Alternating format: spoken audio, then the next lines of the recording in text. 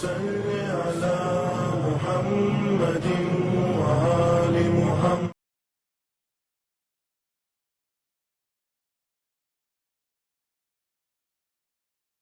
باللہ من الشیطان الرجیم. بسم اللہ الرحمن الرحیم. الحمد للہ رب العالمین. الصلاة والسلام علی سیدنا و مولانا و نبینا و شفیعنا بالقاسم محمد. اللہم صلی علی محمد و آل محمد و اجل فرجہ. قال اللہ تبارک و تعالی فی القرآن المجید.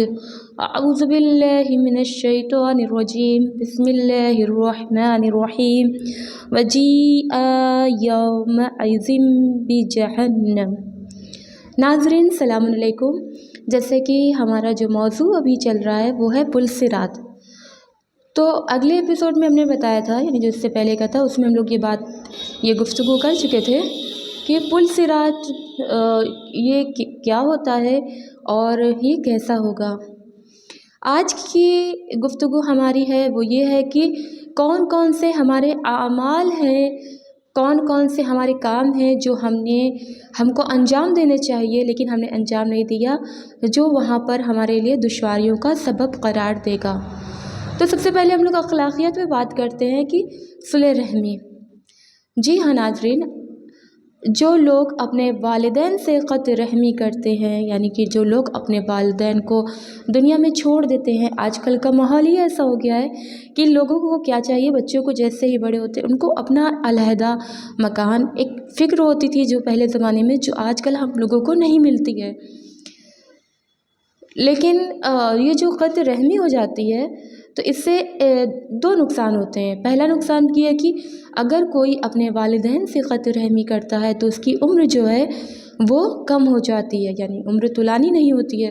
اور دوسرا، جب وہ پل صراط پر جب وہ جا رہا ہوگا، سفر طے کر رہا ہوگا، تو وہاں پر اس کو دشواریوں کا سبب اٹھانا پڑے گا، یعنی اس کو وہاں روکا جائے گا، اس سے حساب و کتاب لیا جائے گا اور اس کے لیے بہت ہی زیادہ سخت ہوگا. اسی لیے ہمیں اپنے قرابت داروں، رشتہ داروں ان کی عیادت کے لیے جانا چاہیے، اور ہمیں اس دنیا میں اب سب کی جو غلطیاں ہوتی ہیں ان کو ہٹا کر ہمیں ہنسی خوشی سب کے ساتھ زندگی گزر بسر کرنی چاہیے، کیونکہ یہ چند روز کی زندگی ہے. دوسری چیز ہے ولایت علی ابن ابی طالب. اللہم صلی علی محمد و آل محمد وعجل فرجہم. جی ہاں ناظرین، جب انسان پل صراط سے گزر رہے ہوں گے تو ان سے وہاں سوال کیا جائے گا. اگر کسی نے اس دنیا میں علی ولی اللہ کا کلمہ پڑھا ہوگا تو اس کے لیے تو آسانیاں ہی آسانیاں ہیں، لیکن اگر کسی نے ولایت علی کو قبول نہ کیا تو اس کے لیے دشواری ہی دشواریاں ہیں. اس کے ساتھ ہی ناظرین اور بھی بہت سارے عوامل ہیں جو ہے وہ کام آئیں گے، یعنی کہ جیسے کہ نماز ہماری کام آئے گی.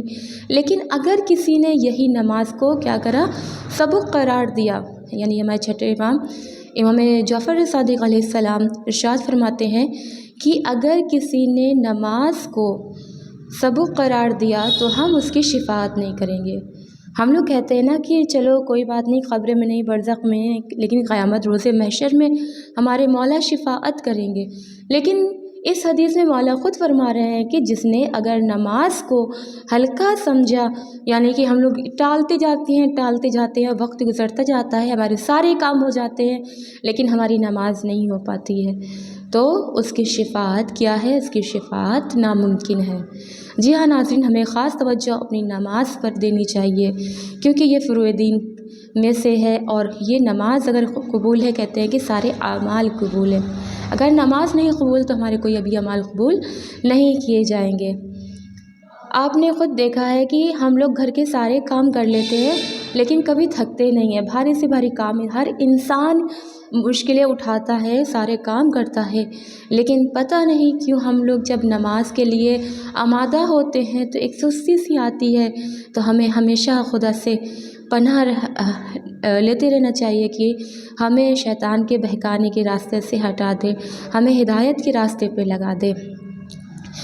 ناظرین، جو آیت میں نے آپ کے سامنے پیش کی تھی، وجیء یومئذ بجہنم، روایت ملتا ہے پانچ امام محمد باقر علیہ السلام اللہم صلی علی محمد وعلی محمد وعجل فرجہم کہ ایک روز حضرت جبرائیل رسول خدا کے پاس آتے ہیں اور انہیں بتاتے ہیں کہ جب 1,00,000 فرشتے یعنی 1,00,000 فرشتے 1,000 رسیوں سے جہنم کو گھسیٹتے ہوئے لا رہے ہوں گے.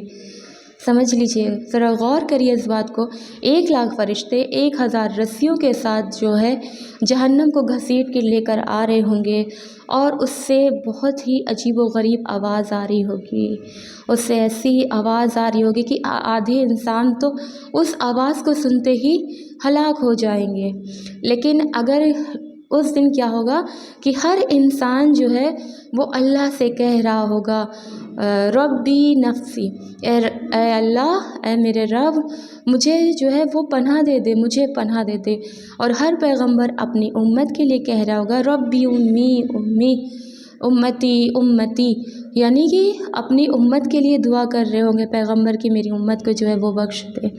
بس جس کے اعمال اچھے ہوں گے بس اس کو ہی جو ہے پل صراط سے جو ہے کیا ہوگا، آرام سے راحت کے ساتھ وہ گزر جائے گا. ورنہ جتنے بھی انسان ہیں جنہوں نے دنیا کو جو اللہ کے بتائی ہوئی جو باتیں تھیں اس میں عمل نہیں کیا، وہ کیا ہوں گے، وہ پھسل کر اسی جہنم کی آگ میں گر جائیں گے. ناظرین، ہماری نماز کی بات ہو گئی ہے، اور بھی عوامل ہیں جو اگر ہم نے دنیا میں نہیں کیے ہیں تو ہمارے لیے دشواریوں کا سبب بن سکتے ہیں، جیسا کہ زکوٰۃ یا خمس وغیرہ. اگر انسان خمس دینے کی طاقت رکھتا ہے، اس پر خمس واجب ہو جاتا ہے، لیکن وہ خمس نہیں ادا کرتا ہے، اس کے پاس ہے پیسہ لیکن وہ نہیں کرتا ہے، تو اس کے لیے سخت ترین عذاب اسے پل صراط میں اسے ملے گا. یعنی وہ پل صراط کی جو راستہ ہے، جو 1,000 سال کا، جو 3,000 سال کا جو ہے، اس سے وہ نہیں گزر پائے گا. اس کو بہت زیادہ سختی جو ہے وہ اس کو برداشت کرنی پڑے گی. زکوٰۃ یعنی اگر کسی نے 1 درہم بھی اپنا مال کا اگر کسی کو جو مستحق ہے زکوٰۃ کے ان کو نہیں دیا تو کیا ہوگا، تو ان کو بھی کیا ہوگی، بہت زیادہ سختی ہوگی. یہاں تک کہ اگر کسی نے مال دنیا جمع کیا تو وہی مال دنیا جو اس نے سونا چاندی جو بھی جمع کیا ہے، آخرت میں اسی سونے چاندی کو گرم کر کے اس کی پیشانی پہ اور اس کے پہلو پہ چپکایا جائے گا. دیکھیں ناظرین، ہم لوگ دنیا میں مال دنیا تو جمع کرتے ہیں، لیکن کبھی زکوٰۃ اور خیرات کی بات، کبھی اس چیز کی فکر نہیں کرتے. لیکن وہی دولت جو ہم نے جمع کیا ہے وہی ہمارے عذاب بن کر ہمارے سامنے آئے گا. اس کے بعد جو سب سے بڑی چیز ہے جس کو اللہ نے واجب قرار دیا، حج. اگر کوئی حج کرنے کی طاقت رکھتا ہے، یعنی کہ اس کے پاس سارے اسباب موجود ہیں کہ وہ حج کر سکتا ہے، لیکن وہ حج کیا ہے، اس نے حج نہیں کیا، تو روایت ملتا ہے کہ کوئی جس پر حج واجب ہے، حج کرنے کے وہ اسباب رکھتا تھا لیکن اس نے حج نہیں کیا، تو یعنی اس کی موت ایک کافر کی موت ہے، اس کی موت ایک نصرانی کی موت ہے. اس کے بعد آتا ہے اگر کسی نے حج نہیں کیا تو اسے بھی پل صراط کے راستے پہ کیا ہوگا، روک لیا جائے گا.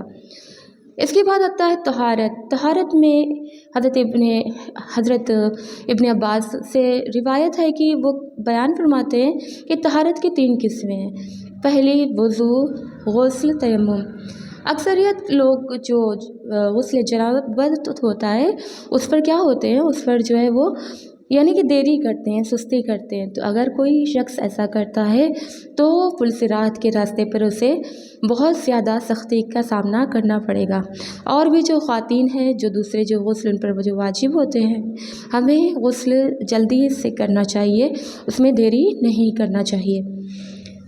اب جو ہے پل صراط میں بہت ساری ایسے بھی عوامل ہیں جو آسانیوں کا سبب بنتے ہیں، یعنی کہ جو مستحب کام ہے لیکن وہ کیا کرتے ہیں، پل صراط جو ایک پل ہے اس میں بہت زیادہ راحت کا سبب بنتے ہیں. جیسے کہ پہلی رجب کی جو نماز ہے، یعنی بعد از مغرب کے جو اعمال ہیں 20 رکعت، اگر کوئی شخص پہلی رجب بعد از مغرب وہ اعمال کو انجام دیتا ہے تو پل صراط میں جب وہ جائے گا تو اسے آسانی کے ساتھ وہ وہاں سے گزر جائے گا، جیسے بجلی ایک چمکتی ہے. दूसरी कि अगर कोई शख्स है जो माह रजब में अगर पूरे रोज़े ना कि 6 भी रोज़े रखता है, यानी कि 6 रोज़े अगर उसने रखे हैं, तो वो भी क्या होगा, पुलसिरात से राहत के साथ आराम से वो गुज़र जाएगा। तीसरा जो है जो आसानी फ़राहम करता है वो है 29 शाबान की आमाल। अगर किसी शख्स ने 29 शाबान की यानी जो 10 रकअत जो नमाज है अगर उसको बजा लाए, जो मफातिहुल जिनान में मौजूद है, अगर आप रुजू करें तो आप देखेंगे अगर किसी ने उस अमाल को अंजाम दिया दुनिया में, वाक़ईन आखिरत में वो नेक अमाल आपके सामने आएगा और पुलसिरात से राहत के साथ इंसान गुज़र सकता है।